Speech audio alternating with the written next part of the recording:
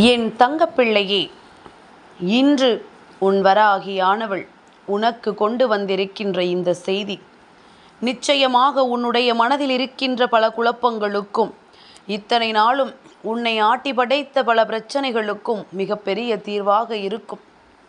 என் குழந்தையே, பிரச்சனைகள் வருவது ஒரு புறம் இருக்கட்டும், ஆனால் வாழ்க்கையில் என்ன நடக்கிறது என்பதனை தெரிந்து கொண்டுதான் அந்த பிரச்சனையை நாம் ஏற்றுக்கொள்ள வேண்டும். உன்னை சுற்றி நடக்கின்ற நல்ல விஷயங்கள் அத்தனையுமே இந்த பிரச்சனைகளுக்கு முன்னால் ஏதாவது காணாமல் போய்விடக்கூடிய வாய்ப்புகள் அதிகம் இருக்கின்றது. அதனால் பிரச்சனைகளை அதிகமாக்காமல் சந்தோஷங்களை அதிகமாக்கி அதிலிருந்து உன் வெற்றியை நீ தேடத் தொடங்க வேண்டும். என்ன நடக்கின்றது, ஏது நடக்கின்றது என்று என் குழந்தை மனக்கலக்கத்தில் இருக்கும் பொழுதுதான் உன் அம்மா உனக்கான நல்ல செய்தியோடு வந்திருக்கின்றேன். உன்னுடைய இல்லத்தில் உனக்காக என்றும் இந்த 2 தெய்வங்களும் இருக்கின்றார்கள். இவர்களை நீ நிச்சயமாக வணங்க வேண்டிய நேரம். இந்த 2 தெய்வங்களுமே உன்னுடைய இல்லத்தில் மிகப்பெரிய சக்தியாக இருந்து கொண்டிருக்கின்றார்கள். ஆனால் என் குழந்தை, உனக்கு இவர்கள் யார் என்று தெரியவில்லை போல.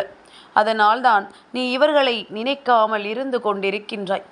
இந்த 2 பெரும் தெய்வங்கள் உனக்கு துணையாக இருக்கிறார்கள் என்பது நிச்சயமாக நீ செய்த மிகப்பெரிய பாக்கியம். கோடியில் ஒருவருக்கு மட்டுமே கிடைக்கின்ற விஷயம். அவ்வளவு எளிதில் யார் வாழ்க்கையிலும் நடந்து விடாது. அவ்வளவு எளிதில் யாருக்கும் இந்த நன்மைகள் கிடைத்து விடாது.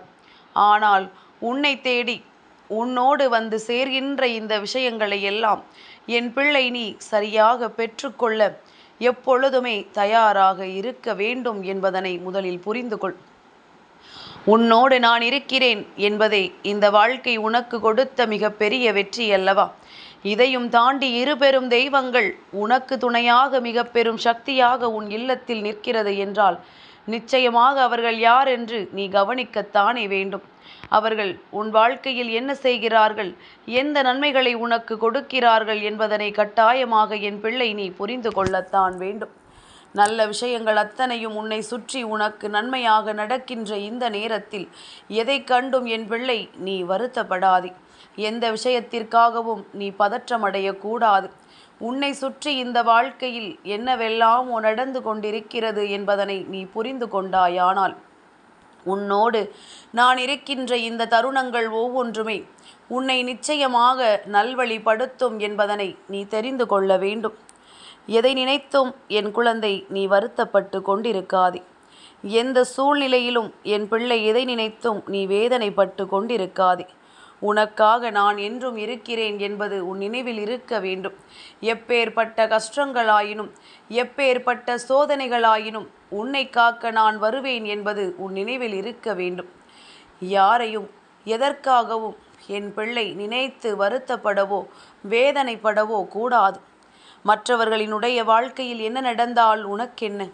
உன் வாழ்க்கையில் என்னவாக எல்லா விஷயங்களும் நடக்கிறது என்பதனை நீ முதலில் புரிந்து கொள்ள வேண்டும்.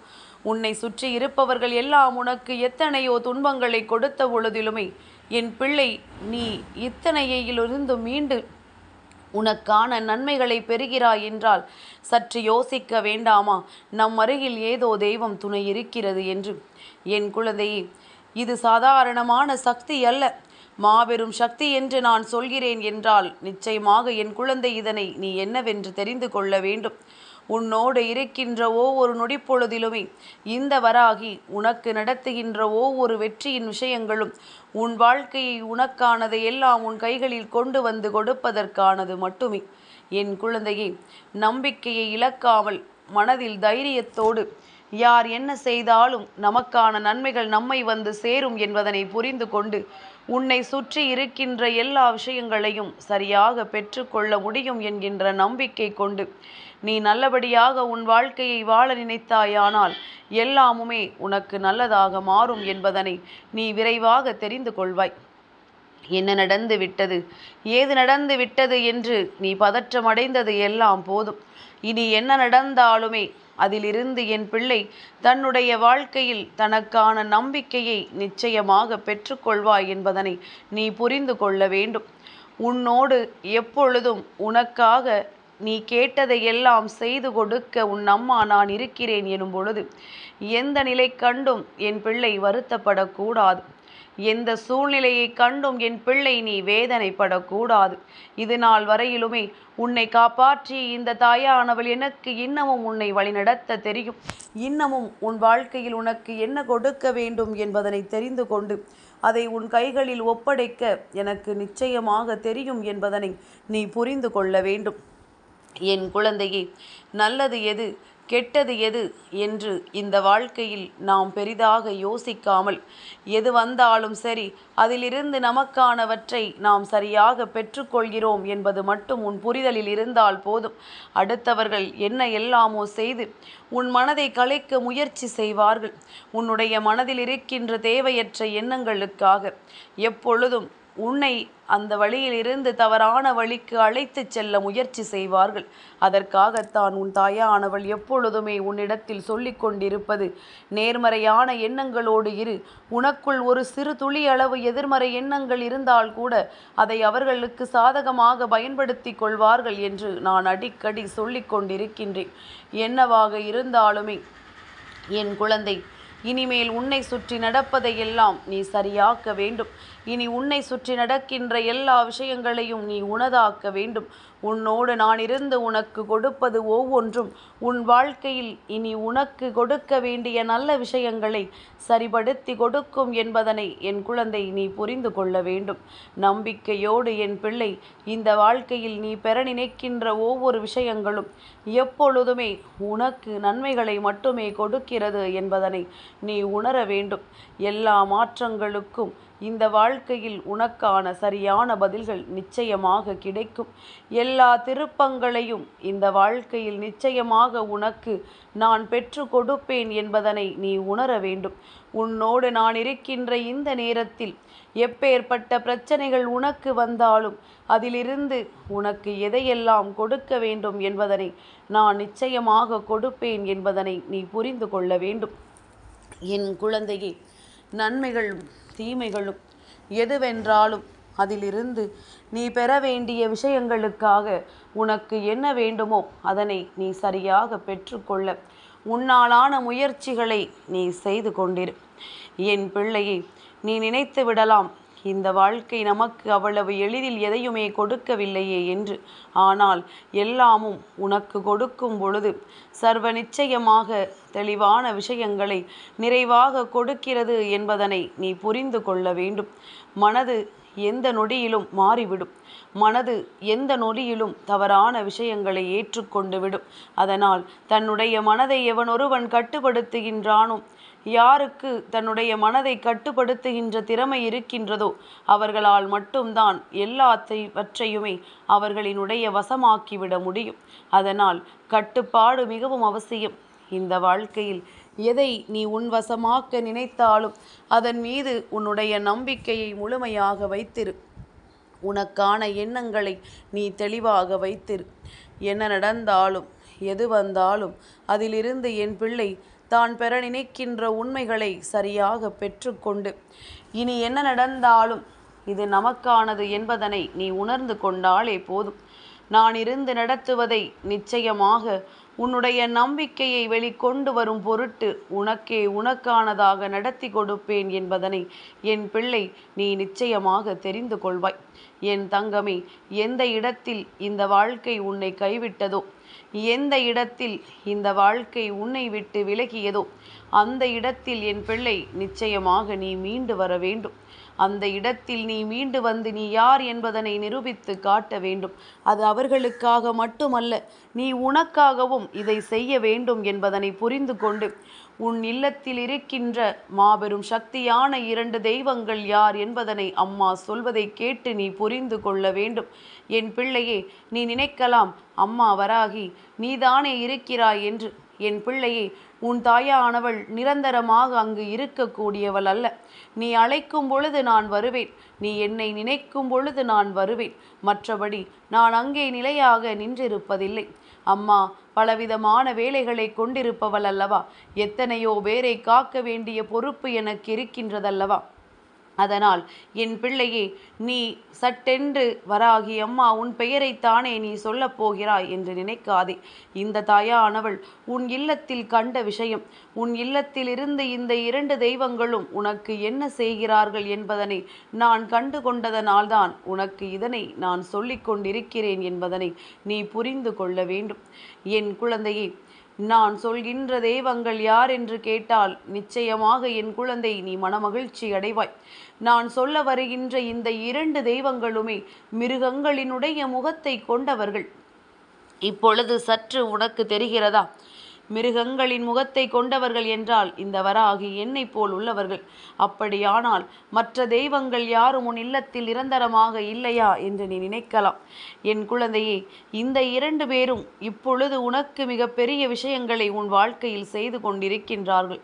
நீ அவர்களை நினைத்ததற்கான பலனாக அவர்கள் உன் வாழ்க்கையில் இருக்கின்றார்கள். 2 பேருமே காட்டில் வசிக்கின்ற மிக பெரிய விலங்குகளினுடைய முகங்களை கொண்டவர்கள். புரிகின்றதா? என் பிள்ளையே, காட்டிற்கு ராஜாவாக இருக்கக்கூடிய சிங்க முகம் கொண்ட பெண் அந்த பிரத்யங்கரா தேவி உன் இல்லத்தின் உனக்கு காவலாக நிற்கிறாள் என்பதை விட உனக்கு உறுதுணையாக இருந்து உன் வாழ்க்கையில் ஒரு நன்மையை செய்து கொடுக்க இப்பொழுது உன் இல்லத்தில் இருந்து உன்னை காப்பாற்றி வருகின்றாள். அதுபோல 2வதாக விநாயக பெருமான் உன் இல்லத்தில் இருக்கின்றார். உனக்கு இப்பொழுது புரிந்ததா?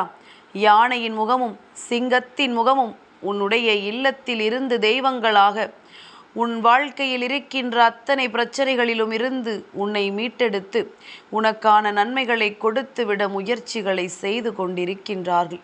இனி எந்த மாற்றத்தையும் விட்டு விடாதே.